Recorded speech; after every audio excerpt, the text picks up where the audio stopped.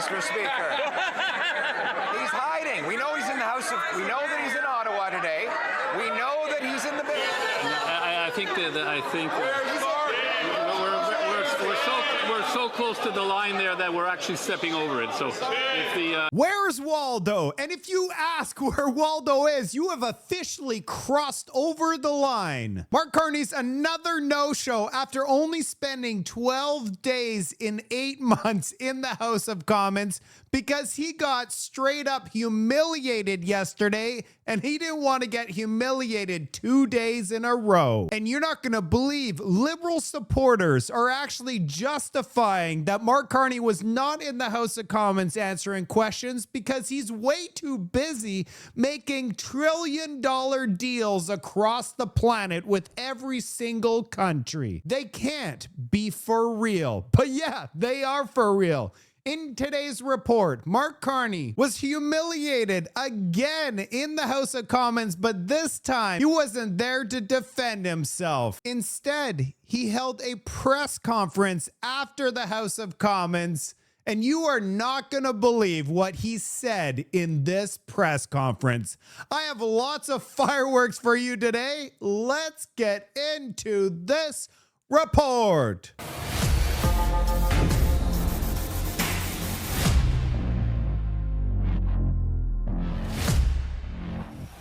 Let's start off with the fireworks. Steve McKinnon says that Mark Carney is a generational leader. What he's doing right now is leading. He's leading by not showing up to the House of Commons. Then Steve McKinnon tells Pierre Poilievre, what exactly are you doing? Just wait till you see Pierre's response. Mr. Speaker, what this Prime Minister is doing is leading. He's leading on building national projects. He's leading on building port capacity. He's leading on making Canadian steel, lumber, aluminum, and various commodities more available for homes, for big projects, to put people, unionized people, men and women from every part of this country to work building our great country. That's what this Prime Minister is doing. He's leading. What is the Leader of the Opposition doing, Mr. Speaker? The Honourable Leader of the Opposition. What am I doing? I'm standing in the House of Commons. Right. Where is he? Where's Waldo, Mr. Speaker? He's hiding. We know he's in the House of... We know that he's in Ottawa today. We know that he's in the...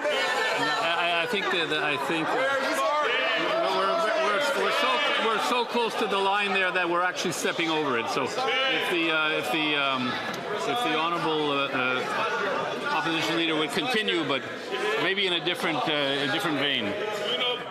Mr. Speaker, I think we're finding out that if you're not there, you don't care. Who cares? Who cares is going to be Mark Carney's legacy as Prime Minister. Now we have Pierre Poilievre, which has done his homework about pipelines. Good thing Mark Carney wasn't there because he got cornered. And I guarantee you, he wouldn't be able to get himself out of this pretzel knot. Mr. Speaker, do you want the good news or the bad news? Well, in these times, I guess we'll have to start with the good news. It's all we've got. The good news is that David Eby, the Premier of BC, has absolutely no constitutional authority to block a pipeline. The bad news is that this Prime Minister does. Under Section 9210A of the British North American Act, works between provinces are exclusively the federal government's responsibility. So will the Prime Minister stop hiding behind the powerless Premier, get out of the way, and approve a pipeline to the Pacific today? The Honourable Minister of Natural Resources. Mr. Speaker, I'd invite the member opposite to buy a ticket to Calgary tomorrow to see how a federal government works with the provincial government to build Canada strong. Leader of the Opposition. Tomorrow the Prime Minister will wave around in the air a worthless piece of paper that he says that the Premier of BC can veto any time he wants. Here's the political problem he has. Canadians want a pipeline. They know it's the best way to get our resources to market going around the United States of America, but his Keep It in the Ground caucus is standing in the way. Why doesn't he stand up to them and stand up for Canada? The Honourable Minister of Natural Resources. Maybe the member opposite should explain to his constituents why the Premier of Alberta wants to stand beside our Prime Minister and talk about how to build Canada strong. The Honourable Leader of the Opposition. Speaker, yesterday the Prime Minister claimed that he did not have the power to approve a pipeline. Well, too bad for him.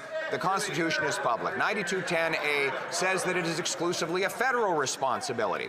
He happens to be the Prime Minister, and he asked us to pass emergency legal powers in C5 to give him the personal authority to overturn any regulation in order to get the project done. In other words, this government has the exclusive power.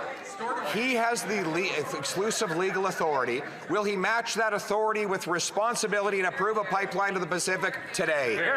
Will he approve a pipeline? We're going to find out his massive announcement on Thursday. I will be reporting on it. But now let's go to David Eby. David Eby has broken his silence over the $1 billion terminal that's going down to Washington instead of being built in British Columbia. Oh, and I can't wait to show you what Scott Moe had to say about it. Blame being hurled over a massive lost opportunity for British Columbia. A giant potash company based in Saskatchewan is planning to build a $1 billion export terminal, but it's not happening in Canada. It's not happening in BC, it's happening in the United States. And there were pointed words between the premiers of the two provinces, Saskatchewan and BC. Well, BC's opposition Conservatives are slamming the government of David Eby and the NDP for what happened. CTV's Robert Buffum has more. This is being blocked. Saskatchewan potash was a priority during question period in the BC legislature. Nutrien just chose Washington State for over $1 billion project, driven out of this province, walking away for an opportunity for people in this province to prosper. The opposition hammering the government over revelations a major Saskatchewan potash company was planning to build a massive terminal near Vancouver, Washington, not Vancouver, BC. News that also rankled the premier. It is unacceptable. It is deeply disturbing and problematic that Nutrien decided to go to Washington State instead of coming to British Columbia. The company, Nutrien, says in picking Washington State over a port in BC like Vancouver or Prince Rupert, it assessed 30 criteria, including port capacity, noting Port of Longview best met the technical and commercial requirements. It's designed to complement our existing Canadian port capacity and to support long-term production growth in Saskatchewan. Energy Minister Dick says Ottawa isn't listening to BC's pleas for expanding its ports. Well, we've been making the case to the federal government for the need to invest in ports, to expand our capacity in ports. This is a major priority for BC. But the opposition blame an uncertain investment climate in BC flowing from Indigenous land claims, and also say the NDP should be pushing Ottawa harder on port expansion. We should be looking at getting rid of the thermal coal out of Vancouver that's coming out of the United States as a way to be able to leverage against Americans. So we had options that we could have looked at. The attacks came from Saskatchewan, too.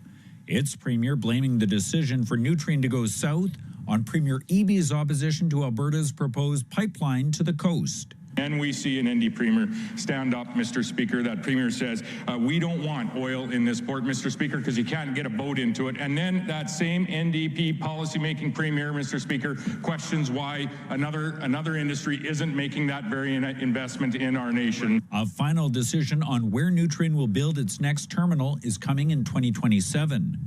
An announcement about the pipeline in 2 days. Oh, that's a mic drop moment. You said you don't want the oil because the boats can't carry all that oil, and now you're upset that you said you don't have capacity, and now David Eby dug himself into a trench. A brand new poll was just released today. The Colosso Ski Strategies poll, November 17th and 18th.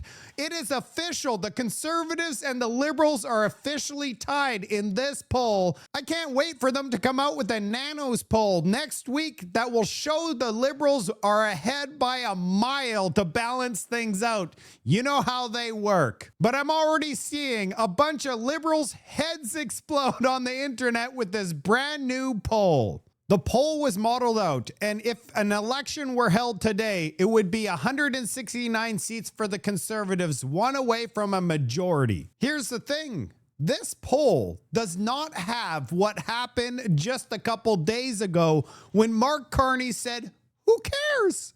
Who cares about Canada? Who cares about trade? Just who cares? I wonder if the who cares is going to affect the polls. Are we going to see Mark Carney's numbers tank after Canadians realize he really doesn't care? I have two of my favorite meme accounts back to back. This one's Canada Roast, and he shows this graphic. First, it was elbows up. Then it was, who cares? Who cares? And now it's Canadians getting shoved off of the cliff. And here's National Roast. He has announced that coming soon to Canada, a brand new film featuring Mark Carney, Big Daddy Carney, headlined Unimaginable Speeds. First class to nowhere. Official selection of 2025 WEFF. This looks like an instant classic. As soon as it's released, it's going to go from zero to bankrupt in no time. The film also includes Squeaky, Squeaky Champagne. And if you take a look at the rating, it says it's rated R. Should not be viewed by anyone. There's another poll that just came out. This one's from British Columbia. The NDP at 44%, the Conservatives at 34%. But check out, the 1BC is at 8%.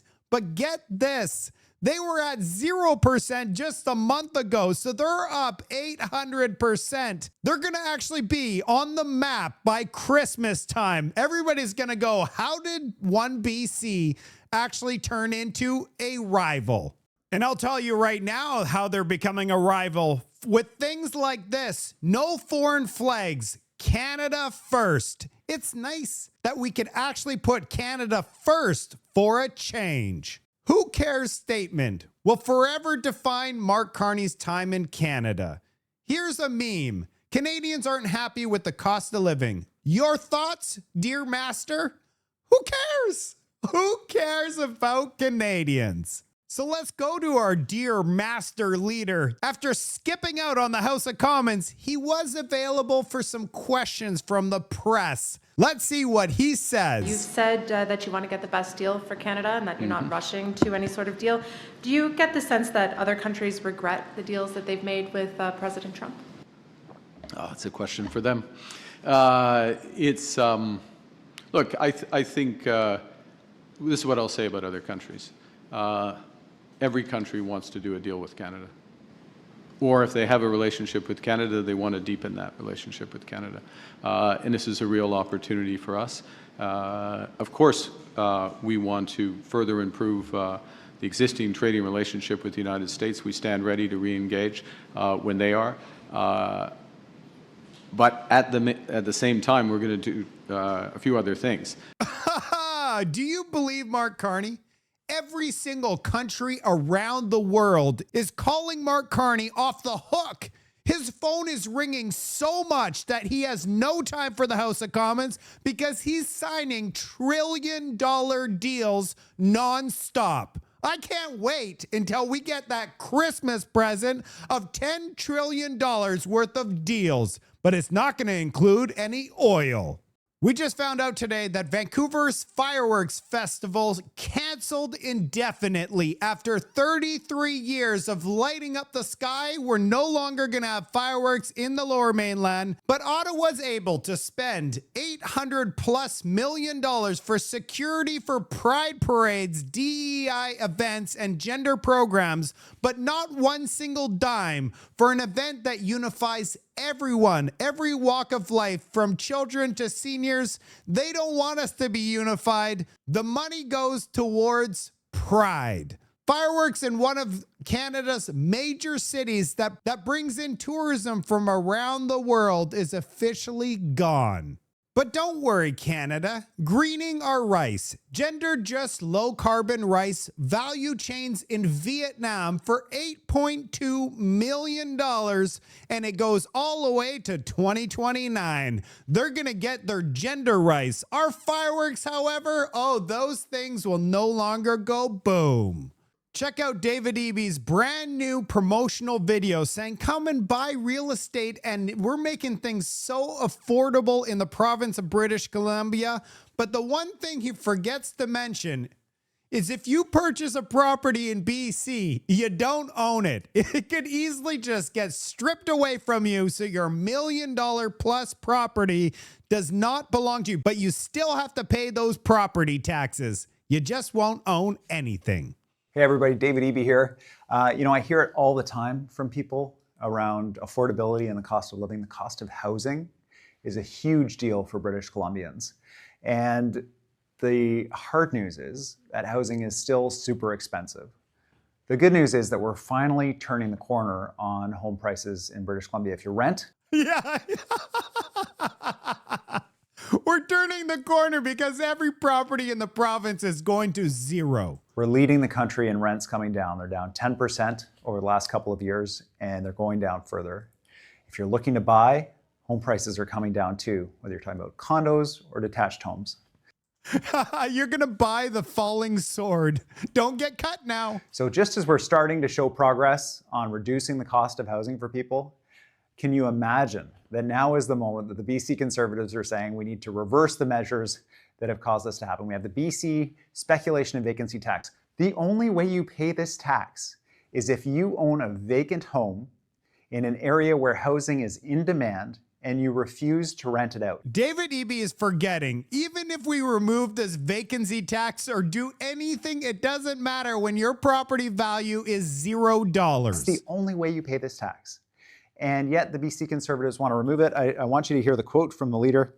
With housing prices dropping and the federal government canceling their underused housing tax, we believe it's time for BC to follow suit and axe its speculation and vacancy tax. Only the Conservatives would think that as house prices are dropping and people finally have the hope that maybe they'll come down enough that they can afford to get into the market, that this is the time to reverse the policies that are getting us there. And that is a big difference between us and the Conservatives and the speculators and the housing investors that they defend every single time over families who are looking for a decent place to live. Well, we got your back. Nobody's speculating. No one's buying anything in British Columbia because, the risk of not owning the property that you purchase is spooking everybody out of the province. This guy, what do you think about David Eby's newest announcement? That's it for today's report. Where is Waldo? I would love to see Waldo show up to the House of Commons and actually do his job. But instead, he would rather fly around the planet 4 times over and get absolutely nothing done.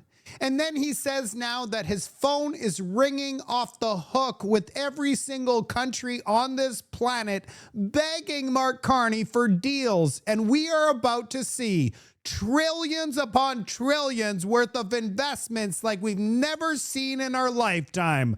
I don't know about you, but I'm not buying any of it. I can't wait to do a segment on Mark Carney's massive pipeline announcement on Thursday. Stay tuned for that one. And I also have something special on Friday, and I'm going to give you some more details tomorrow.